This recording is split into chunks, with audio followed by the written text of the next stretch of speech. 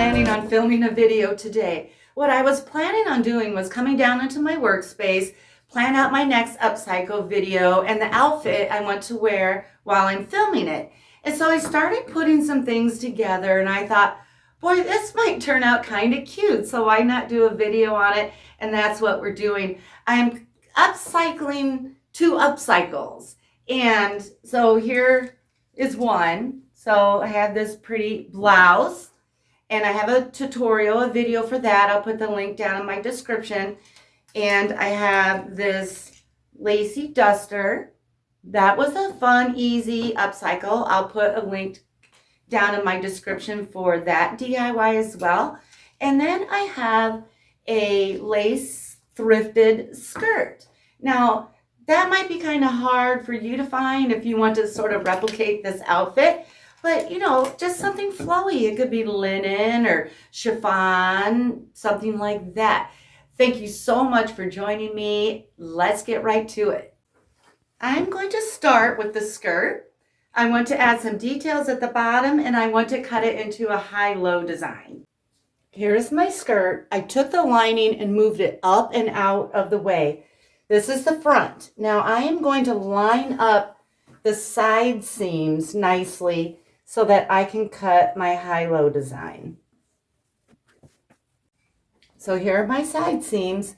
I am going to start about right here, and this is exaggerated, but I'm going to cut an arch like this to the side seam. And when I get to the side seam, I'm going to straighten it out and cut about this much off.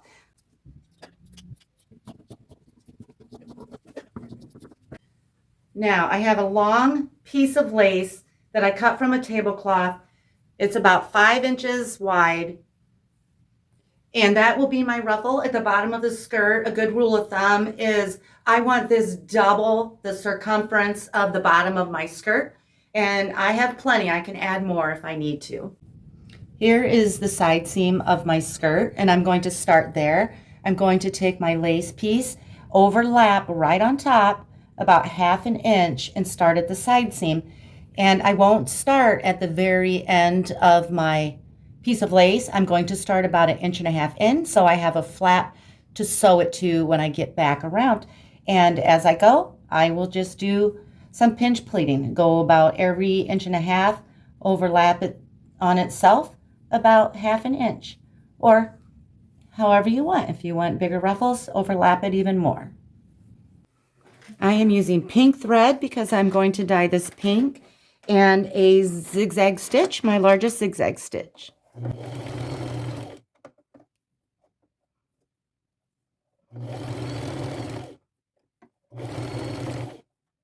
Now I'm almost all the way around. This is where I started, and I still have some lace here, and I need to cut that off.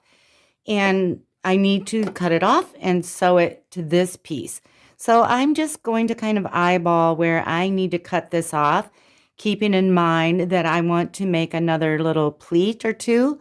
So I think right there. And now I'm going to backstitch so I can pull this out of my machine. Now I'm going to take these 2 ends, put them right side together, and sew them closed.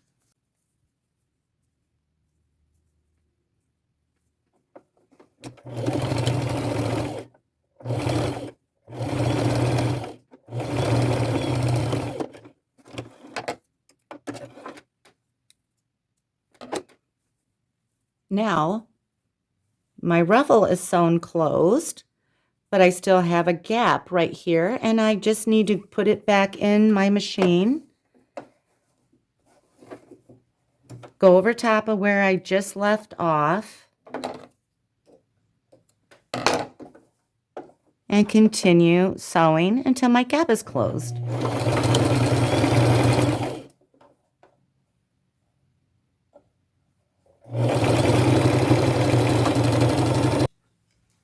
Okay, that's it.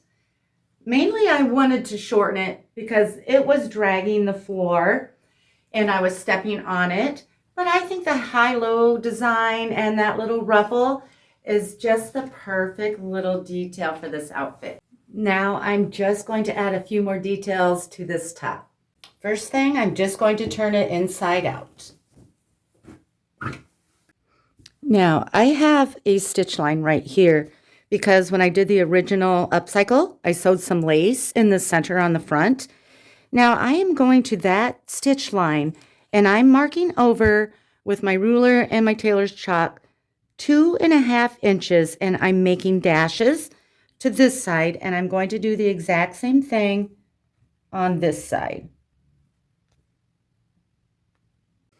Okay, now I have some 1/4 inch elastic, and these will be my guidelines where I sew the elastic. I will start at the top, or you can start at the bottom. I'm not going all the way down onto this lace. I'm only stitching the actual shirt part. I'll end right there. And I'll put it in. I'm going to use a straight stitch, go forward, back, and then I will pull this to its full capacity. So when I get to another stopping point, pull all the way so until I get all the way down to here, and I'll do the same on the opposite side.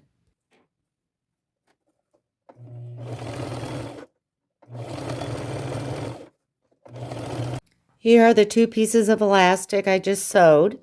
Now 2.5 inches over from each one of these, I made more dashes, going to sew another strip of elastic.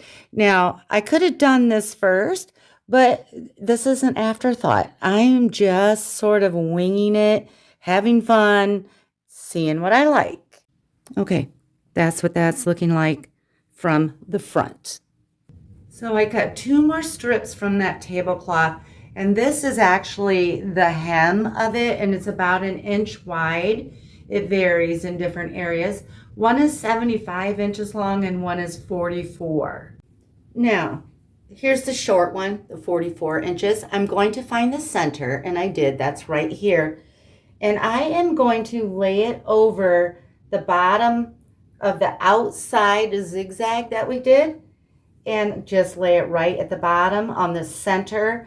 And I'm just going to do a couple zigzag stitches over top, and then on the opposite outside one, find the center, lay it at the bottom, do a couple zigzags. And then I'll be able to tie these in little bows or loops, whatever I want to do when I'm done.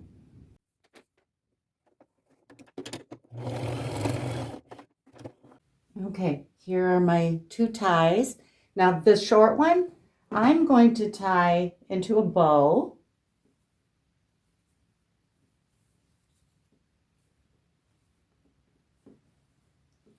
And the long one, I'm going to tie into sort of a bow, a one-looped bow.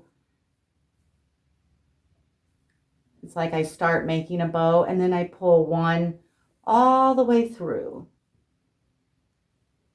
Now on that long one, this little guy's still dragging the floor. I'm going to trim him off.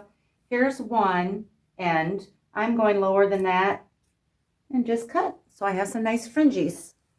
Okay, now I just want to do a couple little things to the duster just to give it a more hippie boho fringy vibe. So I am going to use this lace that I cut off the bottom of the skirt, and I'm going to make a tie that isn't really that functional. It is just more decorative because the back seems kind of plain when I'm wearing it.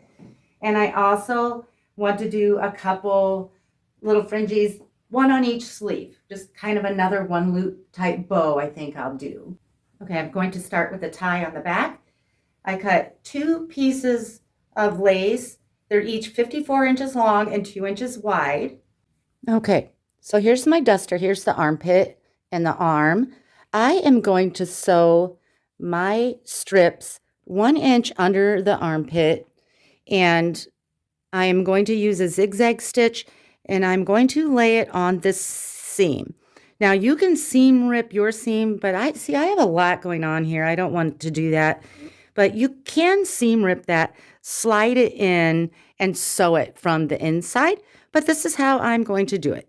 So I'm going to lay my lace piece 1 inch down from the crisscross in the armpit and zigzag stitch this. And I'm going to make sure my lace is facing towards the front, because in the back, when I go to tie it, then that stitch will be hidden. And I will do that on both sides.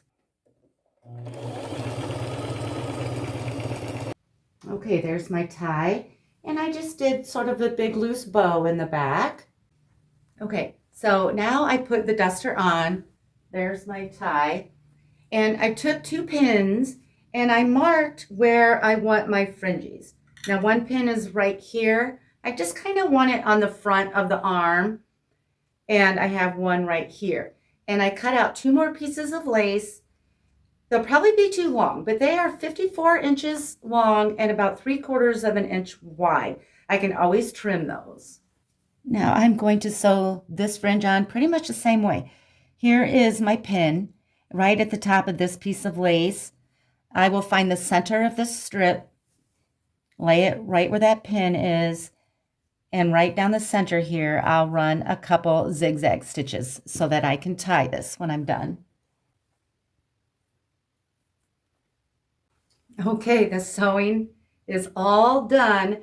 Now I'm going to take them upstairs and dye them. And dyeing is a wonderful way to unify a hodgepodge of materials like I have here.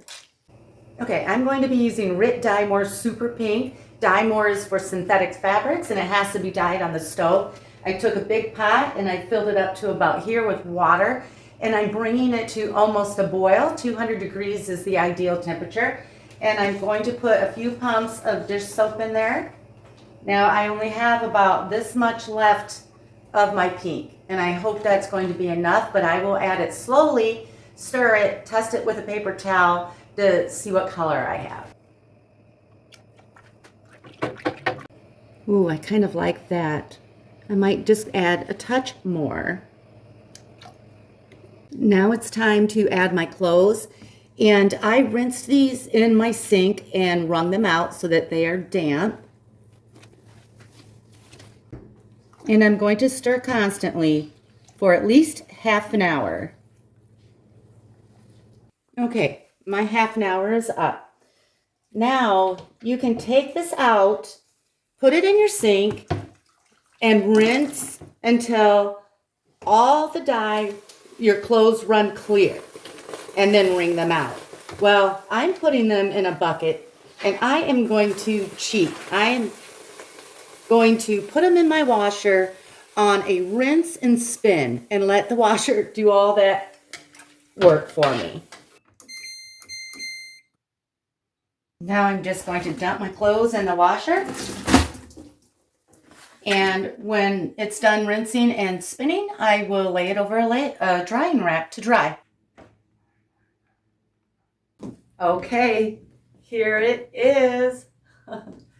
How fun. You know, just pulling a few things from around the house. I hope this video mostly gives you food for thought. What do you have around your house that you could piece together? Maybe add some ruffles or some shirring or some ties, maybe dye it and create a whole new look. Or what a fun adventure it would be to go to the thrift store and have a treasure hunt. Try to find a few pieces that you think would work together. This headband I have a tutorial for. There's actually 3 headbands. I'll put the link to that video in my description, and I'll bring it in a little closer so you can see more of the details. And I thank you so much for watching.